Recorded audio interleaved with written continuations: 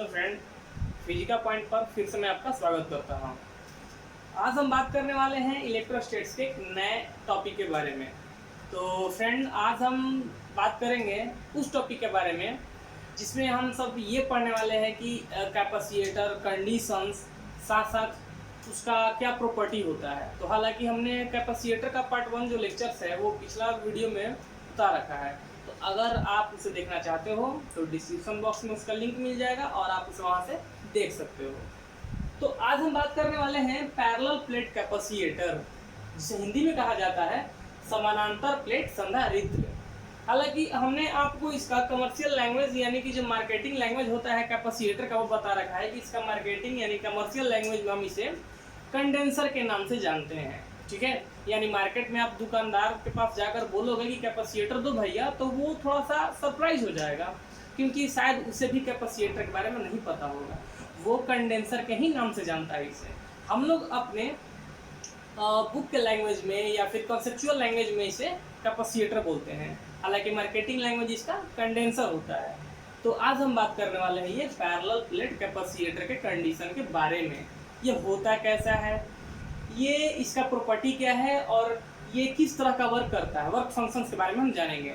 तो बेसिकली हमने यहाँ पर एक स्ट्रक्चर को ड्रॉ करके रखा है। आप देखो, पैरेलल प्लेट कैपेसिटर का मतलब होता है कि दो कैपेसिटर जो होंगे वो एक दूसरे के पैरेलल होंगे। दोनों कैपेसिटर का जो प्लेट होगा वो एक दूसरे का ठीक पैरेलल होगा। ठीक है, तो ये ठीक पैरेलल वाला कंडीशंस में है, यानी कि पैरेलल प्लेट कैपेसिटर्स में हमने क्या रखा है कि हमारा दो प्लेट जो है वो पैरेलल रखा हुआ है और ठीक इसके बीच में एक डाइइलेक्ट्रिक स्लैब को हम डाल दिए हैं। डाइइलेक्ट्रिक जो हमने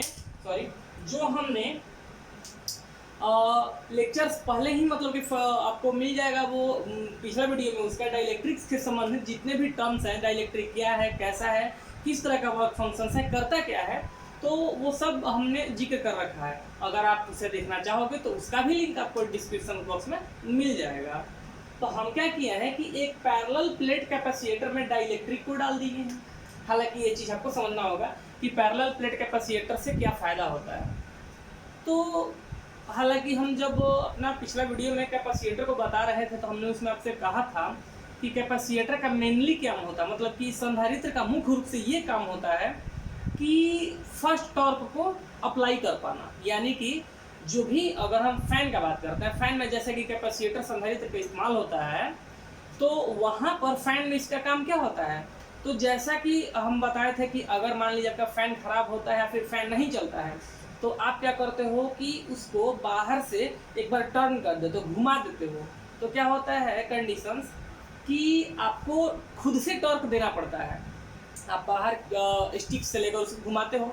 तो इस तरह का काम जो होता है कैपेसिटर फर्स्ट टॉर्क को क्या करता है कि अप्लाई कर देता है।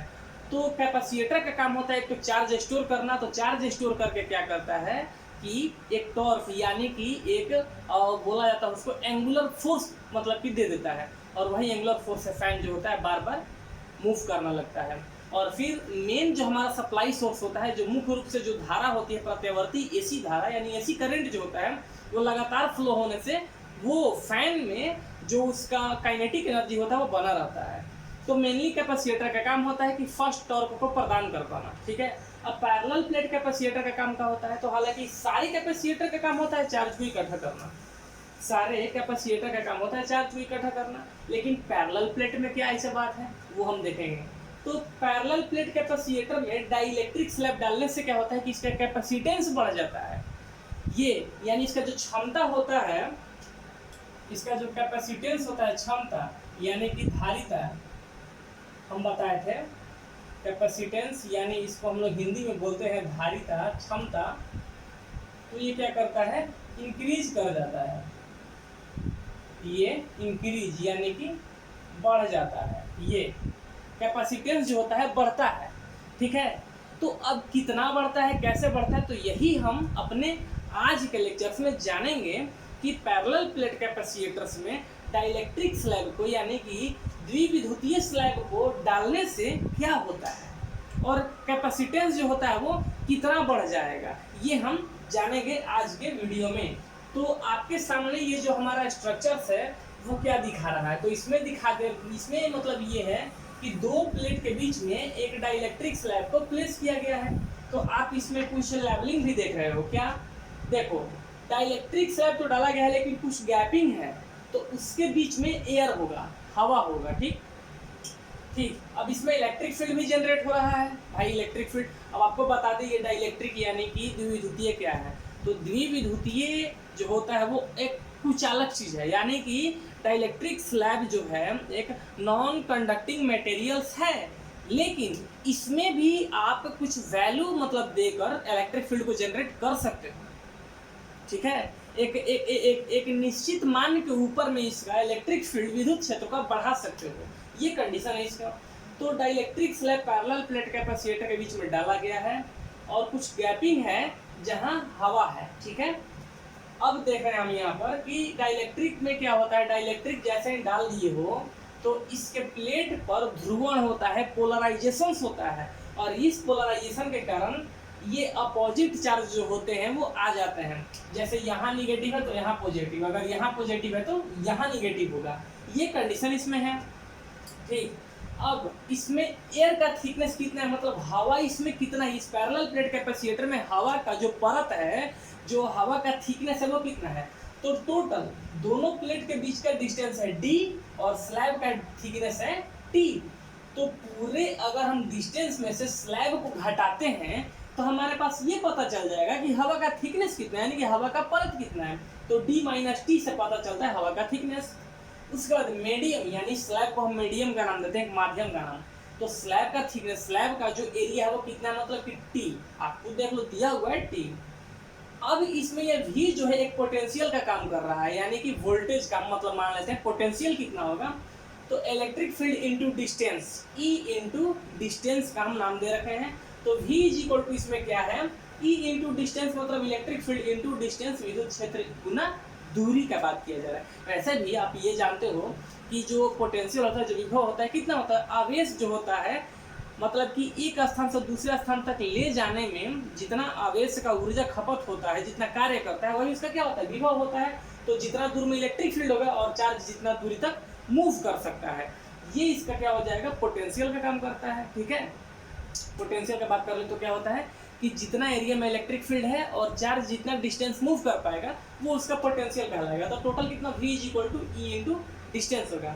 तो अब हम यहाँ से क्या निकालने वाले हैं, तो पैरेलल प्लेट कैपेसिटर में डाइलेक्ट्रिक स्लैब को डालने से कैपेसिटेंस कितना बढ़ेगा, यानी समानांतर प्लेट संधारित्र में एक डाइलेक्ट्रिक स्लैब को डाल देने से उसकी धारिता कितनी बढ़ जाएगी, वैल्यू क्या होगा, ये आपको जानना पड़ेगा। और ये जो क्वेश्चंस हैं वो इस तरह का डेरिवेशंस जो होता है BSCB या CBSE किसी भी बोर्ड के एग्जामिनेशंस में आ रहा है, तो आपको ये जानना बेहद जरूरी होगा। ठीक है, कि पैरेलल प्लेट कैपेसिटर से क्या होता है, तो ये बता दिए तो पता चल गया पैरेलल प्लेट कैपेसिटर से चार्ज कंटेनिंग कैपेसिटी बढ़ जाती है, यानी कि आवेश को इकट्ठा करने का क्षमता बढ़ जाता है। कितना बढ़ता है, धारिता कितना होता है, मतलब कैपेसिटेंस कितना होता है, ये आपको जानना होगा। तो ये आप देख सकते हैं इसमें।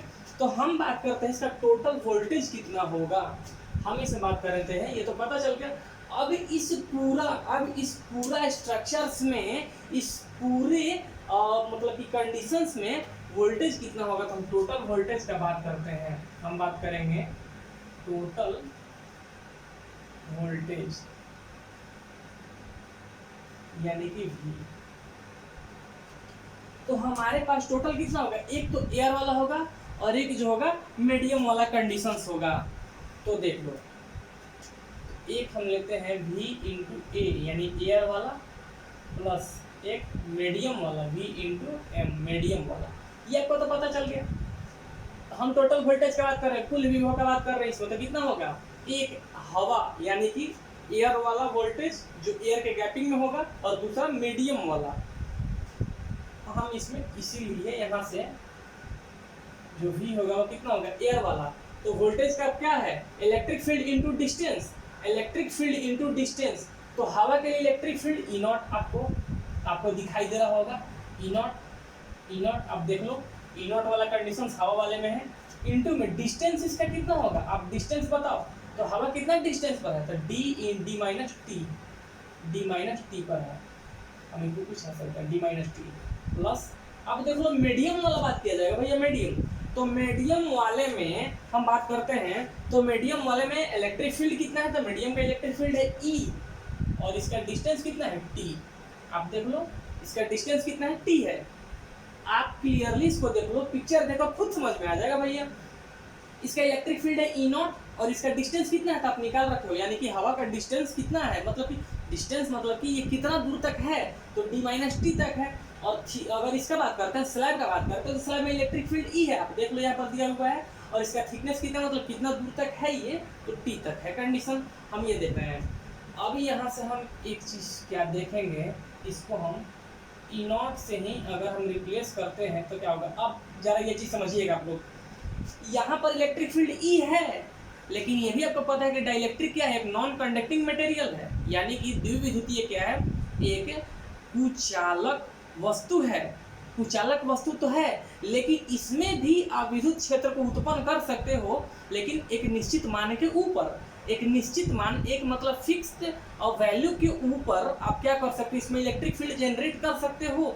यानी कि ये नहीं होगा, इलेक्ट्रिक फील्ड का जनरेशन नॉर्मल बात पर नहीं होगा, क्योंकि इसको क्या हो रहा है कि इसको कोई अपोज करता है, इसको क्या करता है, कोई इसमें अपोज करता है। तो अपोज क्या करता है, इसका कांस्टेंट टर्म इसको अपोज करता है, तो इसको क्या लिख सकते हैं, E0/K, E0/K into T।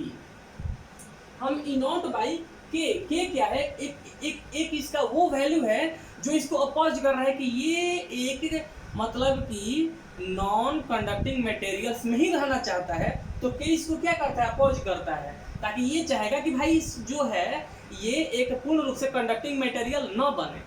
बात जरा समझना, हम यहाँ पर इस E को E0/K से रिप्लेस क्यों किए हैं, तो E0 का मतलब होता है कि एक इलेक्ट्रिक फील्ड जो एयर में है वो भी डाइलेक्ट्रिक में आ जाए, तो ये हम उसमें बाई में K क्यों लगा दिए हैं, तो क्या करता है, रिड्यूस करता है मीडियम को, K जो है यहाँ पर कंडीशन बात करता है, हम क्या लगाते हैं, reduce in medium, reduce to लगा दो, रिड्यूस टू मीडियम बाई कितना से इसको रिड्यूस करता है। आप देख लो हम लिखे हैं क्यों रिड्यूस करता है, तो आप ये भी समझो क्यों लिखे हैं।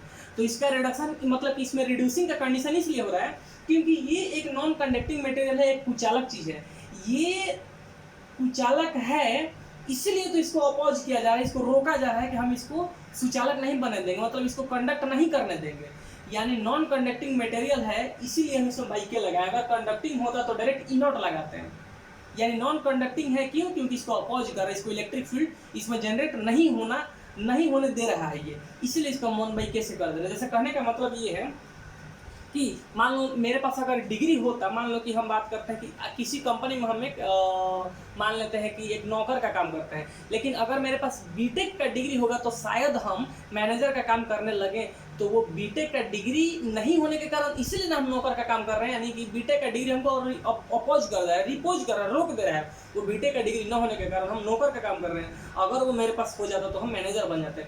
यही कारण सेम कंडीशन समझे यहाँ पर, ये डाइलेक्ट्रिक स्लैब एक नॉन कंडक्टिंग टर्म है, क्यों, क्योंकि इसमें इलेक्ट्रिक फील्ड का जनरेशन एक फिक्स पॉइंट के ऊपर होता है, फिक्स पॉइंट इसको क्या करता है, अपोज करता है, रोकता है इसको, तो 1/K इसको क्या कर रहा है, अपोज कर रहा है, इसलिए हम यहाँ पर 1/K वाला कंडीशंस को लिए हैं, तो आप इसको समझ जाना, ठीक है। तो यहाँ से ये कंडीशंस तो हो गया। अब इसमें देखो, अब इसमें कुछ कॉमन वाली बात हो जाएगी, तो कॉमन वाला बात क्या हो जाएगा, इसमें हम E0 को लेंगे कॉमन, तो क्या मिलेगा, D-T प्लस T/K। अब इसको आप चाहोगे तो फ्रैक्शंस का फॉर्म में भी तोड़ सकते हो, मतलब कि इसको अगर बात कर ले तो आप इसको बटा पर का जोड़ जो भी बोल सकते हो। तो E0 यानी एक इलेक्ट्रिक फील्ड वाला टर्म है जिसमें चार्ज भी तो होगा ना भाई, तो यहाँ पर सरफेस पर यानी कि पैरेलल प्लेट जो है इनका सरफेस पर चार्ज है, तो हम इसको क्या लिखेंगे, σ/ε0। इसको क्या बोला जाता है, सरफेस चार्ज डेंसिटी, इसको क्या बोलेंगे हम, सरफेस चार्ज डेंसिटी। यहाँ पर लिख देते हैं, ये जो है ये क्या है, सरफेस चार्ज डेंसिटी है, surface charge density, surface charge density है, सरफेस चार्ज डेंसिटी सिग्मा है।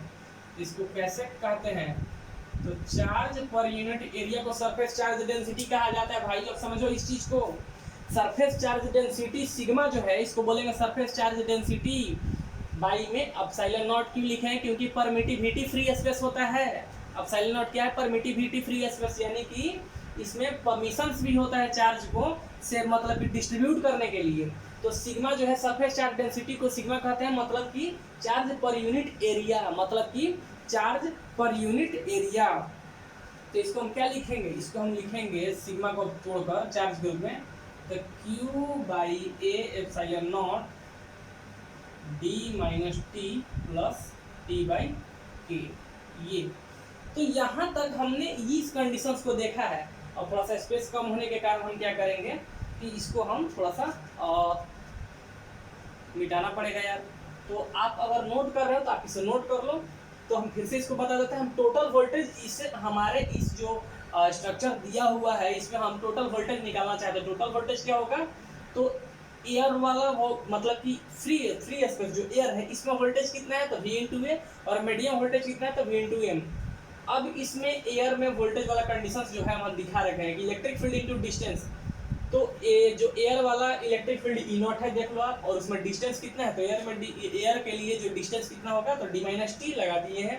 फिर मीडियम के लिए ई और टी था, तो इलेक्ट्रिक फील्ड इंटू टी। अब इस इलेक्ट्रिक फील्ड को हम उसी इलेक्ट्रिक फील्ड की भाषा में लिखना चाहते हैं जो पूरे स्पेस में है।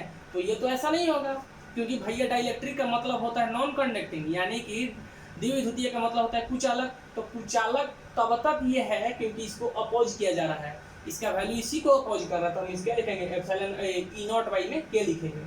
अब उसके बाद में क्या है? ई नॉट कॉमन लेते हैं तो ये कंडीशन मिलेगा। ये इलेक्ट्रिक फील्ड जो है मतलब जिसमें बन रहा है, जो इसमें जनरेट हो रहा है वो क्या है?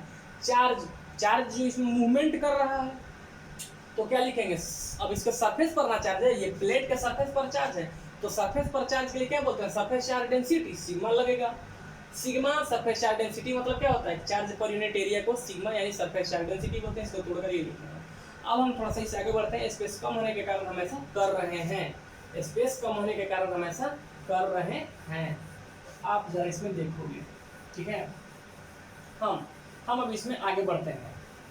तो चूंकि हमारे पास ये चीज़ आया हुआ है, ठीक है, अभी हमारे पास ये इसमें कितना आ गया वोल्टेज वाला conditions? Q by A epsilon not D minus t plus t by के। ये कंडीशंस जो है हम लाए हैं इतना हल करके, ठीक है। हम ये कंडीशंस को इतना ला दिए हैं हल करके। अब हमको ये पता है कि चूंकि कैपेसिटर में कैपेसिटेंस कितना होता है?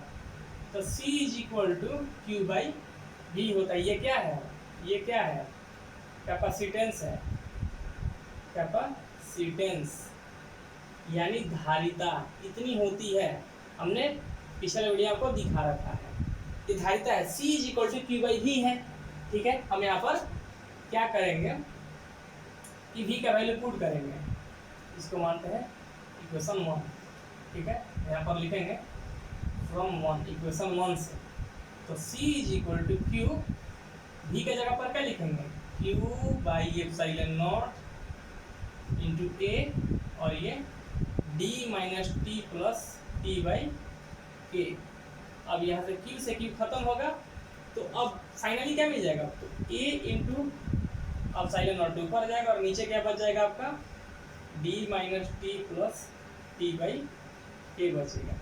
ये यहाँ तक हम कैपेसिटेंस के रूप में यहाँ पर पहुँच गए हैं। तो हमने पैरेलल प्लेट कैपेसिटर में इतना हल करने पर क्या हमको मिल रहा है कि A into epsilon not by D minus t plus t by के हमको इतना कंडीशंस मिल रहा है, ठीक है। तो अब हम बात करते हैं, अगर इसमें ये कहा जाए कि आपका ये मीडियम, अगर ये कहा जाए कि आपका ये मीडियम अगर अब डाइलेक्ट्रिक स्लैब से पैक है, ये डाइलेक्ट्रिक स्लैब से ये पैक है, तो यहाँ से क्या करते हैं कि ये हमको मिला। अब यहाँ से हमको ये मिल गया है A epsilon not by D minus t plus t by ये। पैरेलल प्लेट कैपेसिटर में डाइलेक्ट्रिक स्लैब डालने से कैपेसिटेंस इतना आ रहा है। पैरेलल प्लेट कैपेसिटर में डाइलेक्ट्रिक स्लैब को डालने से कैपेसिटेंस धारिता, समानांतर प्लेट संधारित्र में द्विविद्युतीय स्लैब को डालने से हमको ये वैल्यू मिल रहा है, यानी कि इसका धारिता बढ़ जाएगा। ये डेरिवेशन के रूप में इतना था। लेकिन अब हम जरा सी इसमें बात करते हैं कि अगर यहां से इफ बात करते हैं मीडियम, मीडियम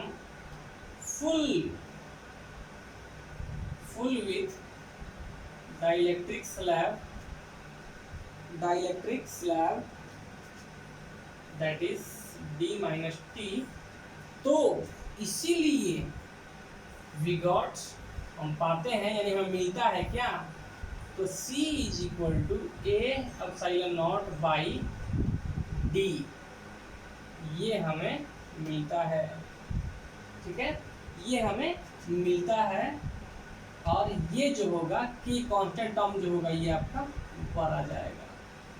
ये आपको मिला जो कंडीशंस प्रूफ कर रहा है। यानी कि यहाँ से आपको क्या मिल रहा है कि एक समानांतर प्लेट संधारित्र में जैसे ही डाइलेक्ट्रिक स्लैब को अगर आप डालिएगा तो इसका धारिता इतना हो जाएगा, यानी कि C कैपेसिटेंस बराबर area into epsilon not constant term के बाई में D, यानी डिस्टेंस, पैरेलल प्लेट के बीच का डिस्टेंस। तो यहाँ से हम ये प्राप्त कर लिए हैं कि पैरेलल प्लेट कैपेसिटर में डाइलेक्ट्रिक स्लैब को डालने से क्या होता है, तो पैरेलल प्लेट कैपेसिटर में डाइलेक्ट्रिक स्लैब को डालने से उसका कैपेसिटेंस जो होता है वो बढ़ जाता है, और बढ़ने के बाद इतना होता है। आई होप कि आपको ये सारी चीज़ें समझ में आ रही होंगी। आई होप कि आपको ये सारी चीज़ें धीरे धीरे समझ में आ रही होंगी। आप इसको बारीक से पढ़ोगे तो बेसिकली आपको ये चीज़ समझ में ज़रूर आएगा। आपको ये भी बता दें कि बिहार बोर्ड हो या CBSE हो या फिर ICSE बोर्ड हो, उसमें आपको डेरिवेशंस के तौर पे ये क्वेश्चंस मिलेगा कि पैरेलल प्लेट कैपेसिटर में कैपेसिटेंस को आप डिराइव कीजिए, यानी समानांतर प्लेट संधारित्र के लिए धारिता कितनी हो जाएगी आपको स्थापित करना है, धारिता का व्यंजक आपको स्थापित करना है, ये आपको प्रूव करने के लिए पूछेगा। तो इस विधि से आप इसको आसानी से प्रूव कर सकते हो। अब यहाँ से हम थोड़ा सा एक बात करते हैं आगे, तो बात करेंगे एक स्फेरिकल यानी स्फेरिकल कैपेसिटर के लिए आइसोलेटेड स्फेरिकल कंडक्टर में कैपेसिटेंस कितना होगा ये देख लो। तो हम थोड़ा सा ये अब हटाते हैं, कुछ चीज़ आगे बढ़ते हैं। आई होप कि आपको ये चीज़ समझ में आ रही होंगी अच्छे से। आप इसको आराम से बारीक हिसाब से पढ़ोगे, बिल्कुल समझ में आएगा। नोट करना चाहोगे आप आराम से इसको नोट कर सकते हो। तो हम थोड़ा सा आगे बात करते हैं, ठीक है। कुछ नहीं है ज़्यादा, कोई चीज़ ये हेवी नहीं है, बस आपको एक एक चीज़ को, फिजिक्स में क्या है कि सारा चीज़ जो होता है वो सब एक सीरीज में होता है, सब चीज़ सीरीज में जुड़ा हुआ होता है। सॉरी, अगर एक भी चीज़ आपसे मिस होता है तो दिक्कत तो होगा ही। आपको बारीक से चीज़ को ध्यान रखना होगा और सब समझ में आ जाएगा। बस फिजिक्स को थोड़ा सा फील करना सीख लो कि कैसे हम इसमें कंडीशंस डाल सकते हैं, ठीक है। अब इसमें ये भी होता है कि पैरेलल प्लेट कैपेसिटर जो होते हैं वो एक दूसरे को अट्रैक्ट करते हैं एक फोर्स से। इंपॉर्टेंट पॉइंट, VIP पॉइंट बताते हैं। The parallel plate capacitor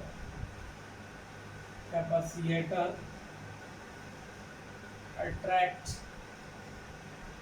to each other by a attractive force F। ये क्या लिखा है इसमें? ये कहा जा रहा है कि पैरेलल प्लेट कैपेसिटर, समानांतर प्लेट संधारित्र जो होते हैं वो दोनों प्लेट को एक अपनी ओर आकर्षित करते हैं एक आकर्षक बल से। एक आकर्षण बल इसमें लगता है। वो उस आकर्षण बल का वैल्यू कितना होता है, यानी वो आकर्षण बल का मान कितना होगा जिसे दोनों प्लेट को आपस में अट्रैक्ट किया जाता है। तो ये आता है ये Q²/2 into area epsilon not.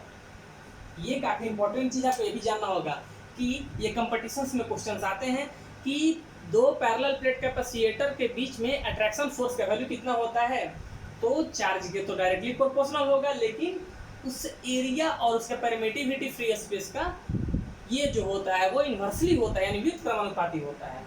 तो कितना होता है value, F is equal to Q square by 2 area into epsilon naught के वैल्यू के बराबर होता है। अब इस चीज में एक चीज और आप समझ लो कि पैरेलल प्लेट कैपेसिटर में अब मान लो पूरा पढ़ लिया, कैपेसिटेंस पता चल गया, लेकिन पैरेलल प्लेट कैपेसिटर में होता क्या है, आप ये भी समझो। पैरेलल प्लेट कैपेसिटर में होता क्या है, तो सेकेंड पॉइंट हम यहाँ से बात कर रहे हैं, सेकेंड वीआईपी पॉइंट बात करते हैं कि ये पैरेलल प्लेट कैपेसिटर में होता क्या है। तो पैरेलल प्लेट कैपेसिटर में क्या होता है कि डाइलेक्ट्रिक स्लैब जब डाल देते हो तो कैपेसिटेंस भी बढ़ता है और पोलराइजेशंस भी होता है, ध्रुवण भी होता है, और चार्ज उस पर इंड्यूस यानी कि चार्ज का उत्प्रेरण भी होता है। तो हम यहाँ पर ये भी लिखते हैं कि when A dielectric slab placed between parallel plate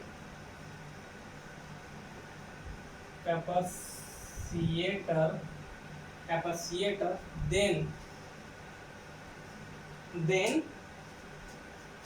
charge induced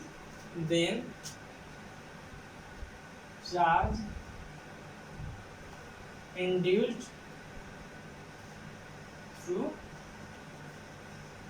polarization। अब इसमें आपको सबसे इंपॉर्टेंट पॉइंट ये है कि जब भी एक डाइलेक्ट्रिक स्लैब को समानांतर प्लेट संधारित्र के बीच में डाला जाता है तो धारिता यानी कैपेसिटेंस तो बढ़ता है, साथ साथ उस पर चार्ज भी बढ़ना शुरू करता है। क्यों?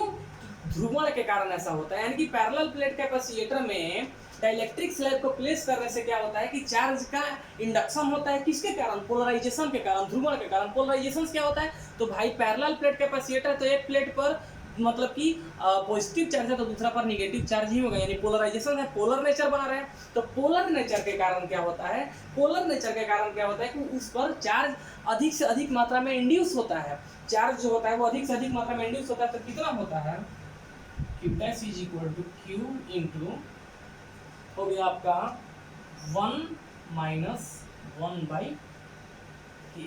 ये सबसे इंपॉर्टेंट टर्म इसका ये है कि पैरेलल प्लेट कैपेसिटर में डाइलेक्ट्रिक स्लैब को डालने से तो आप तो ये देख लिए कि कैपेसिटेंस बढ़ गया, लेकिन और क्या होता है, तो और इसमें क्या होता है कि चार्ज और ज्यादा इंड्यूस होता है, चार्ज और ज्यादा उत्प्रेरित होता है, यानी इस पर आता है, किसके कारण, ध्रुवण के कारण। ध्रुवण कैसे हो गया भाई, तो अभी तो आप कुछ देर पहले फिगर में देख रहे थे कि एक प्लेट पर पॉजिटिव तो दूसरा पर निगेटिव।